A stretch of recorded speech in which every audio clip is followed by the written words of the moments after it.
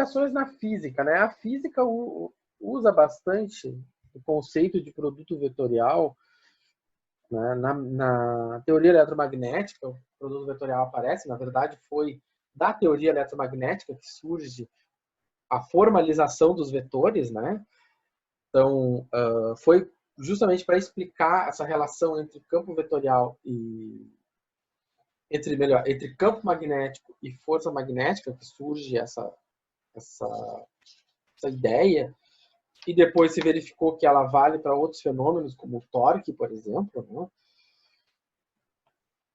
né? Então, o que acontece? Se você tem um campo magnético e você tem uma carga, né, a força que esse campo magnético exerce sobre essa carga, né, ela é definida. E essa carga está com uma velocidade, né? Essa carga ela viaja nesse campo magnético com uma velocidade. E essa velocidade, né, ela tem o sentido, a direção dessa velocidade tem um ângulo alfa em relação ao campo magnético. Né?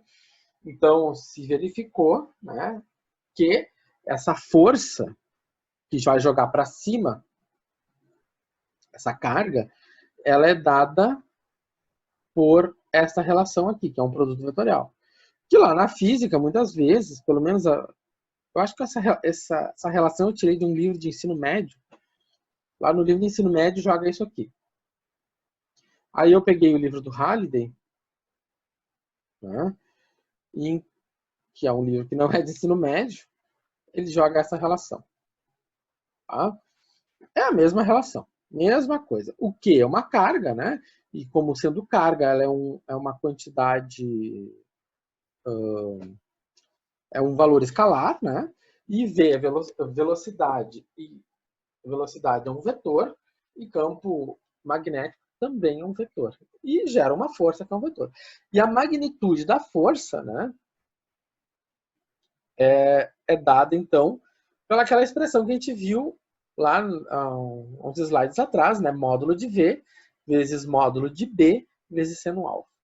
Então, assim, duas questões interessantes que trabalham o produto vetorial, aplicações físicas do produto vetorial, porque o produto vetorial ele vem exatamente para explicar determinados fenômenos físicos do eletromagnetismo, e um deles é a força induzida por um campo magnético, né? Então, você tem um campo magnético, você tem uma partícula em movimento. Então, qual é a força que o campo exerce sobre essa partícula?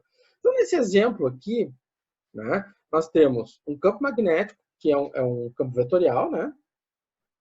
Esse campo vetorial, ele é representado pelo vetor B, e ele está apontando para cima, né? O T é a unidade de medida do campo magnético, que é Tesla. Né? Eu tenho um vetor V. Reparem que ele está dizendo, eu tenho um vetor V, né, que é a minha velocidade, e a magnitude desse vetor, ou seja, o módulo desse vetor, é 10 na sexta. Mas ele segue um sentido específico. Né? Vamos verificar o que ele quer dizer aqui com isso. Então, o que nós temos? Nós temos o V e nós temos o B. E nós temos o Q. Então, nós temos que fazer a conta. Temos que fazer esse produto vetorial. Então, tá. Então, olhando o que nós temos aqui, né? Então, o Q, o B e o V estão dados no problema, e eu deixei com as cores aqui para que a gente possa identificar isso de forma bem prática. Bom, então, vamos lá. A questão toda aqui, inicialmente, é em relação ao V. Em relação ao V, ele está dizendo assim, que V tem magnitude de 10 na 6.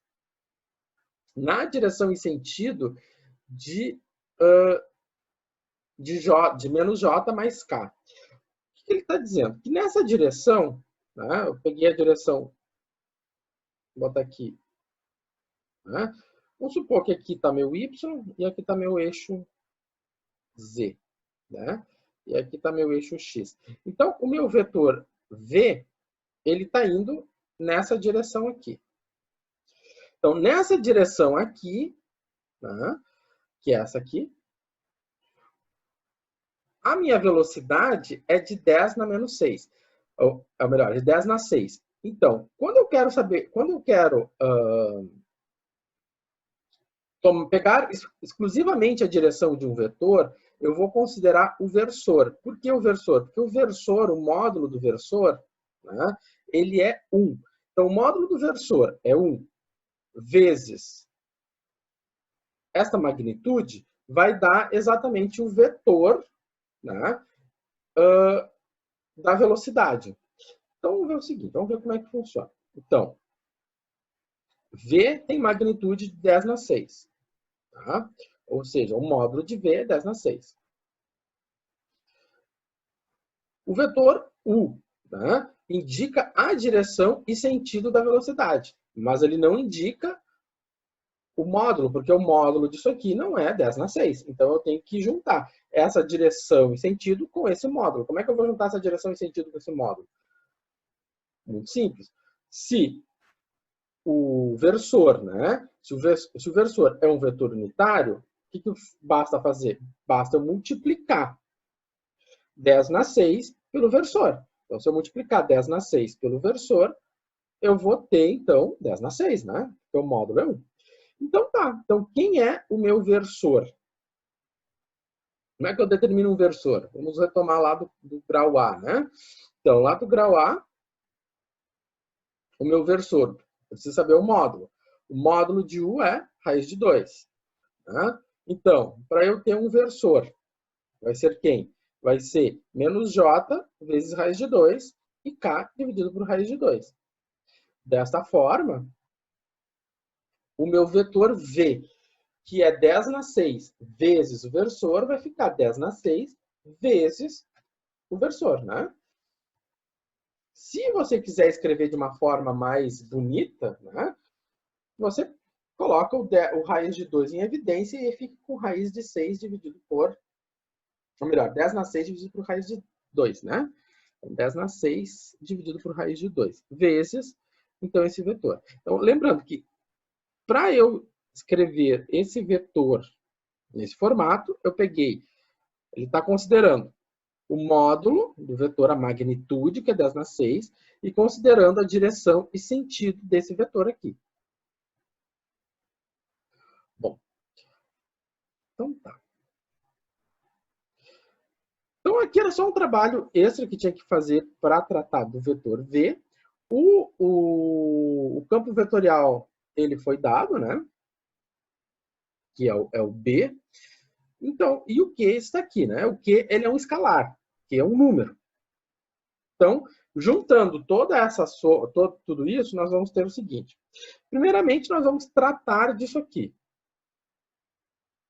Tá? O que acontece? Eu tenho Q vezes V. Quando eu tenho um número, isso aqui é um número, é um escalar, vezes um vetor, o que vai acontecer? Eu vou multiplicar, né? Ou se eu tenho, sei lá, 2 vezes, por exemplo, sei lá, I mais J, vai ficar 2I mais 2J, né? É a mesma coisa aqui, só que o meu Q não é 2, né? Meu Q é esse número horroroso aqui.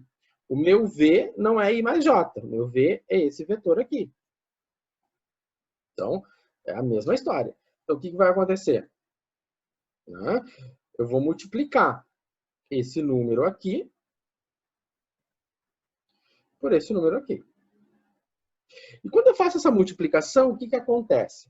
Eu vou ficar com 1,6 dividido por raiz de 2 e eu vou ter que tratar de quem? Eu vou ter que tratar das potências de 10, né? O que acontece? Eu tenho uma multiplicação. Se eu tenho uma multiplicação, eu tenho uma soma de expoentes, né? Então, ficou menos 19 mais 6. E isso vai ficar 10 na 6 sobre a raiz de 2 vezes 10 na menos 13. Tá? Então, aqui nós tratamos apenas da parte, dessa parte aqui, né? Que é o Q vezes V. Agora nós vamos resolver todo o problema, porque agora a gente já sabemos quem é o Q vezes V. Então, Q vezes V é um vetor. E aqui eu vou usar um artifício que é o seguinte. né? O Q vezes V, né? Ele tem esse número aqui, né? Esse número, ele é um número grande, é um número feio, é um número que ele vai estar sempre... Eu vou ter que digitar ele muitas vezes na calculadora. Então, eu vou chamar esse número por uma constante A. Eu vou dizer assim, esse número corresponde a uma constante A, a uma letra A, que fica mais fácil de se trabalhar. Isso é um artifício que se usa muito, né, nas engenharias da vida aí, para se evitar erro, né? Erro de digitação. Na hora de estar usando a calculadora, tu só vai digitar esse número uma vez lá no fim. Então, na hora de manipular ele, se substitui ele por uma letra. Então, eu chamei de A maiúsculo. Então, tá. Então, como aqui é o A, né? Nós vamos aplicar o produto vetorial, né? Então, ficou como? Ficou menos AJ mais AK. Então, como é que se faz o produto vetorial? Eu vou pegar esse vetor VQ vezes V, vetorial com o B. Então, não tem I nos dois vetores, tem J apenas nesse vetor aqui, que é o menos A, e eu tenho K nos dois vetores, né? Então tá, agora eu vou resolver o produto vetorial. Né? Resolvendo o produto vetorial, nós vamos ter componente em I, né? Porque eu vou segurar, né, essa coluna, faço determinante dessa, agora segura essa coluna e faço determinante das outras duas, segura essa coluna, faço determinante dessas. Então, eu vou ter o meu vetor força vai ter componente apenas em I. E aí, o que nós verificamos? Que a constante A, né, a gente só digita ela agora no final. Quanto é que essa nossa constante é esse valor aqui.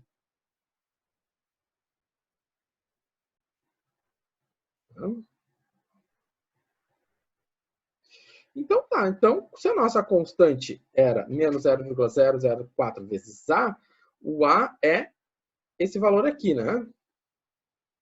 Então, no lugar dele, eu vou colocar, né, 1,6 dividido por raiz de 2 vezes 10 na menos 13 e vou fazer a continha. Lembrando que esse valor aqui corresponde a isso aqui, né? Ou seja, só mudei a notação, a forma de escrever, e usei a calculadora, né? Usei a calculadora. Claro que eu tenho o seguinte, eu tenho aqui, ó, 10 na menos 4 vezes 10 na menos 3, 10 na menos 4 vezes 10 na menos 3 é 10 na 17.